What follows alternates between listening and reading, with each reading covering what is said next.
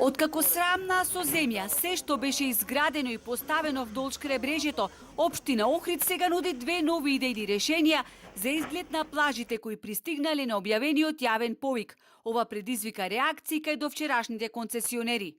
Се поставува прашањето, ако ги ослободивме плажите, ако се фалевме дека им ги вративме на граѓаните, зошто сега повторно да ги окупираме со лежалки? И претходно плажите имаа лежалки, немаа ништо трето. Тоа зборува дека се работи аматерски, кампањски, без стратегија. Ако нема концесионери на долг рок, се тоа што е сега замислено ќе пропадне во вода за една сезона. На двете идејни решенија за уредување на плажите замерка имаат и архитектите.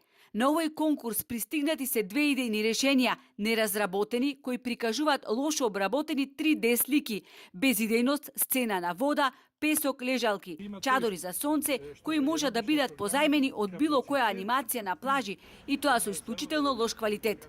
На Охрид велат му треба монденски изглед на плажите со современи материјали, а не простор начичкан со лежалки една преку друга. Тоа треба, например, во еден агол околу тој шанкот. Не мора трска ние да се враќаме се 19 век. Имало други материјали во 19 век, а 21 век имаме други градични материјали. Тоа се за мене абсурди, се да се враќаме ние со слами. Не може сите плажи на крајбрежјето да се уредуваат по истурник, бидејќи просторот и местоположбата на секоја плажа е различен. Згора на тоа, треба да се земат предвид и езерските осцилации на водата од 70 сантиметри, кои лесно може да ги поплават, велат довчерашните концесионери, кои сугерираат истите да ги издаваат барем на 5 години, а не како што општината планира секоја година плажите да се издаваат на друг стопан.